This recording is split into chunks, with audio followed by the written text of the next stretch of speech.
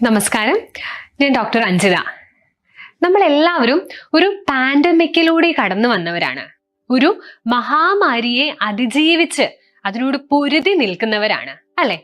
നമ്മള് സ്വപ്നത്തിൽ പോലും വിചാരിച്ചിരുന്നില്ല നമ്മള് വീടുകളില് ലോക്ക്ഡൌണിന്റെ കാരണമായിട്ട് വീടുകളില് അടച്ചുപൂട്ടിയിരിക്കും. പുറമേ നിന്നും യാതൊരു കോണ്ടാക്റ്റും ഇല്ലാതെ വീടുകളിൽ മാത്രമായിട്ട് ഇരിക്കും അല്ലെ. അതുപോലെയാണെങ്കിലോ നമ്മൾ പുറത്തിറങ്ങുമ്പം മാസ്ക് ധരിച്ച് ഡിസ്റ്റൻസ് ഇട്ടതിന് ശേഷമാണ് നമ്മൾ ആൾക്കാരുമായിട്ട് സംസാരിച്ചിരുന്നത് അല്ലെ. അതുപോലെ നമ്മൾ സാനിറ്റൈസറിന്റെ ഉപയോഗം വളരെയധികം കൂടി, ഹാൻഡ് വാഷിന്റെ ഉപയോഗം വളരെയധികം കൂടി. ഇതൊക്കെ നമുക്ക് ശീലമില്ലാത്ത കാര്യങ്ങളായിരുന്നു അല്ലെ, മാസ്ക് ധരിച്ചു പോവുക എന്നൊക്കെ ഉള്ളത്. അപ്പം ഇതിലൂടെയൊക്കെ നമ്മൾ കടന്നു വന്നതാണ്. ഈ കൊറോണ തന്നെ, കോവിഡ് തന്നെ പലതരത്തിലുള്ള വകഭേദങ്ങൾ വന്നിട്ട്, വേരിയേഷൻസ് വന്നിട്ട് അതിന് പലതരത്തിലുള്ള ലക്ഷണങ്ങളാണ് ഉണ്ടായത് അല്ലെ. നമുക്കറിയാം, ഒരു ഭാഗം വിഭാഗക്കാർക്കാണെങ്കിൽ യാതൊരു ലക്ഷണങ്ങളും ഉണ്ടായിരുന്നില്ല. ചിലവർക്കാണെങ്കിലോ പനി പോലുള്ള സിംറ്റംസ് ഉണ്ടായിരുന്നു. തൊണ്ടവേദന, ജലദോഷം, ശരീരവേദന, നടുവേദന, വയറിളക്കം, സന്ധിവേദന തുടങ്ങിയ പ്രശ്നങ്ങൾ ഉണ്ടായിരുന്നു അല്ലെ. അപ്പം ഇതിന്റെ ഈ ലക്ഷണങ്ങൾ തന്നെ നോക്കിയാൽ അറിയാം, നമുക്ക് പല വ്യക്തികളിൽ നിന്നും വ്യക്തികളിലേക്ക് ഈ ലക്ഷണങ്ങൾ മാറിക്കൊണ്ടേയിരുന്നു അല്ലെ.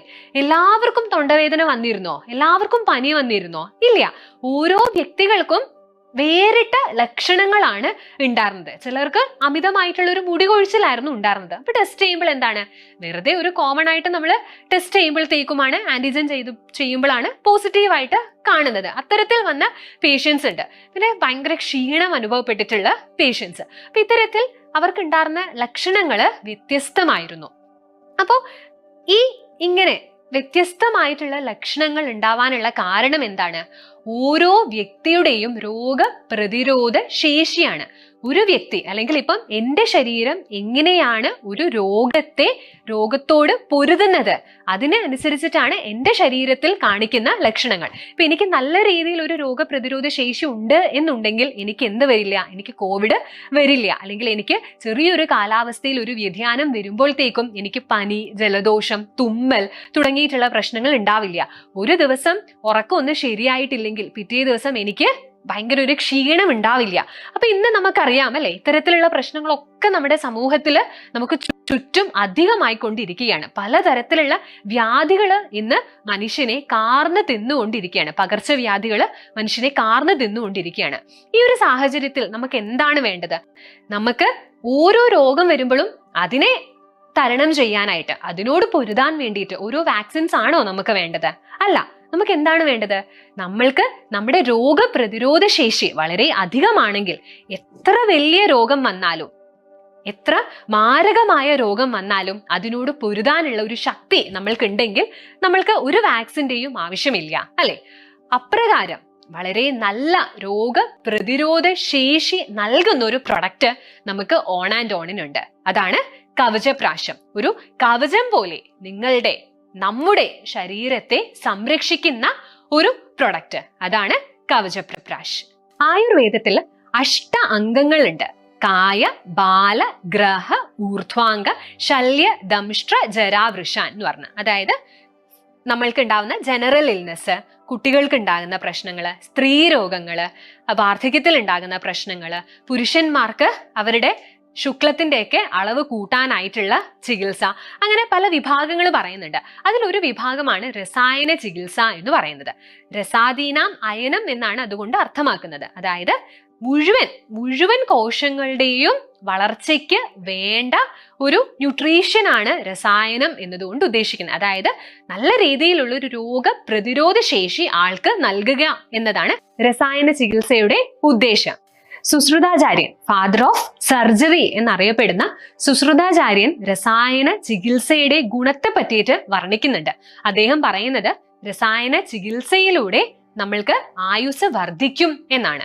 അതുപോലെ തന്നെ വാർദ്ധക്യത്തിൽ ഉണ്ടാകുന്ന ബുദ്ധിമുട്ടുകളെ കുറെ കാലത്തേക്ക് നമുക്ക് തള്ളി നിർത്താനായിട്ട് പറ്റും. നമ്മൾ ഫിസിക്കലി, മെന്റലി ഒക്കെ നല്ല ഫിറ്റ് ആവുകയും ചെയ്യും എന്നാണ് പറയുന്നത്. 2 വാക്കുകൾ ചേർന്നാണ് കവചപ്രാശം വന്നിരിക്കുന്നത് അല്ലെ. കവച്, അതുപോലെ തന്നെ പ്രാശ്. അപ്പൊ കവച് എന്ന് പറഞ്ഞിട്ടുണ്ടെങ്കിൽ എന്താണ്? ഒരു പ്രൊട്ടക്റ്റീവ് ഷീൽഡ് അല്ലെ.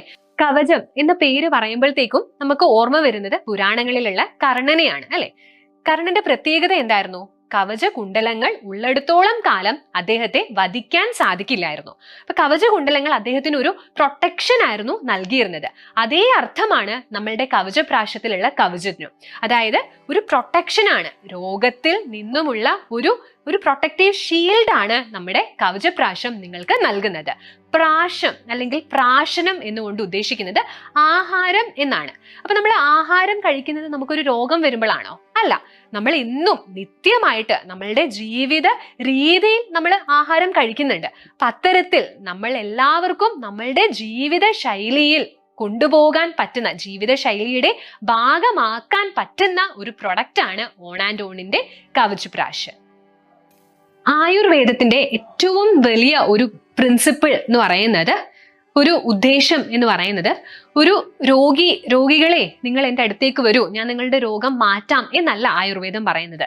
സ്വസ്ഥസ്യ സ്വാസ്ഥ്യ രക്ഷണം എന്നാണ്. ആരോഗ്യം ഉള്ള ഒരുവന്റെ ആരോഗ്യ പരിപാലനത്തിനാണ് ആയുർവേദം ഏറ്റവും അധികം പ്രാധാന്യം നൽകുന്നത്.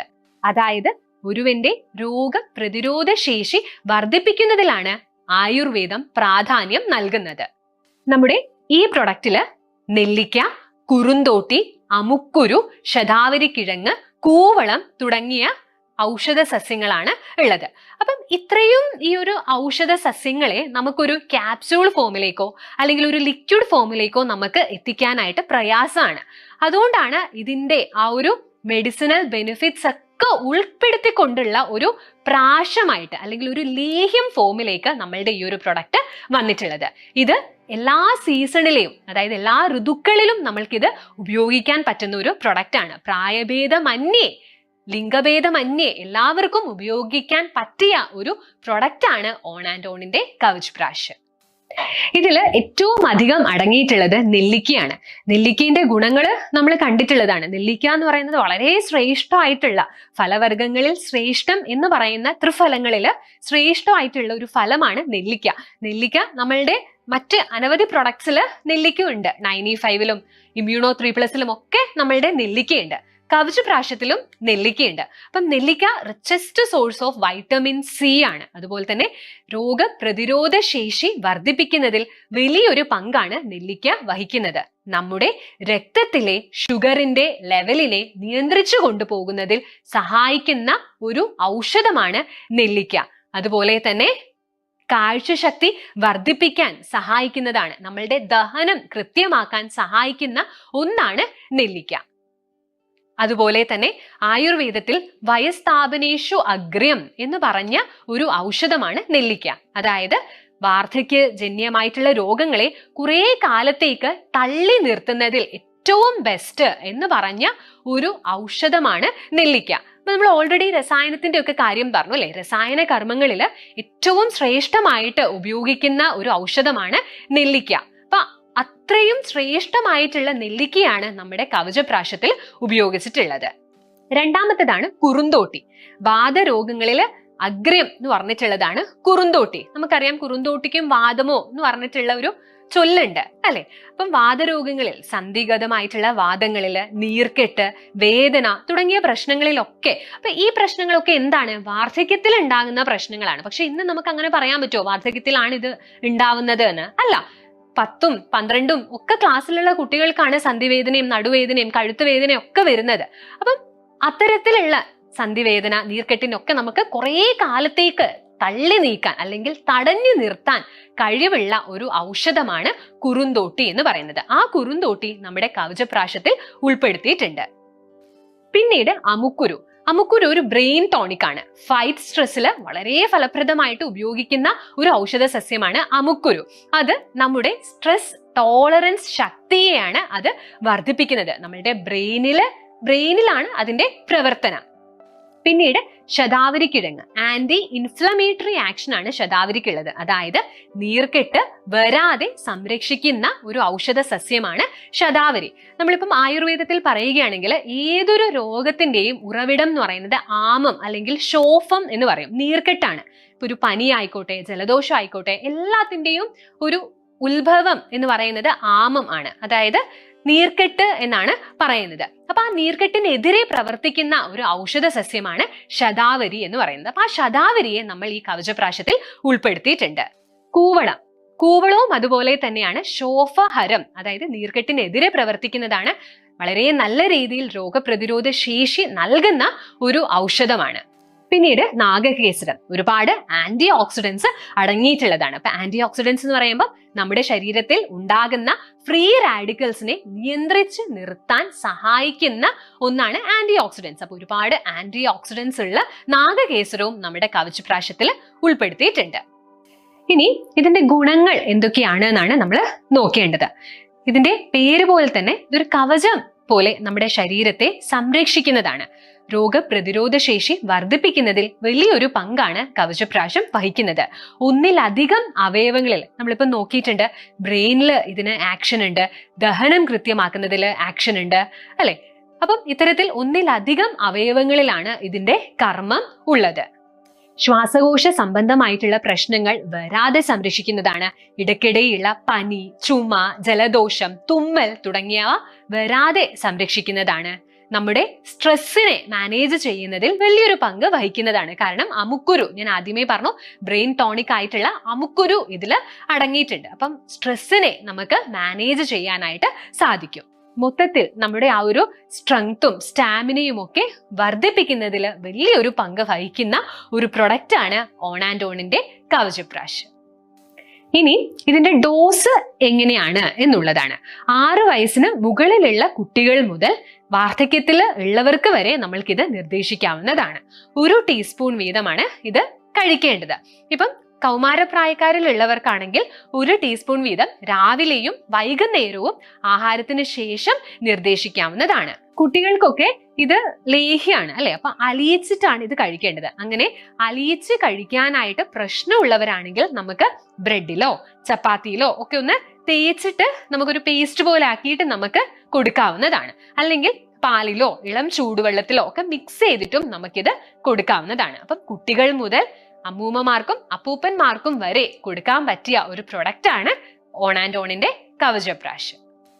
കോവിഡിന് ശേഷം നമ്മുടെ ആരോഗ്യത്തിന് വളരെ വലിയ ഒരു പ്രാധാന്യം നൽകുന്ന ഒരു ജനങ്ങളാണ് ഉള്ളത്. എങ്ങനെ നമുക്ക് നമ്മുടെ ആരോഗ്യത്തെ പരിപാലിക്കാം എന്നത് ചിന്തിക്കുന്ന ആൾക്കാരാണ്. അപ്പം ഈ ഒരു കാലഘട്ടത്തിന്റെ ആവശ്യമാണ് കവചപ്രാശ്. കാരണം രോഗപ്രതിരോധ ശേഷി വർദ്ധിപ്പിക്കാനാണ് കവചപ്രാശം സഹായിക്കുന്നത്.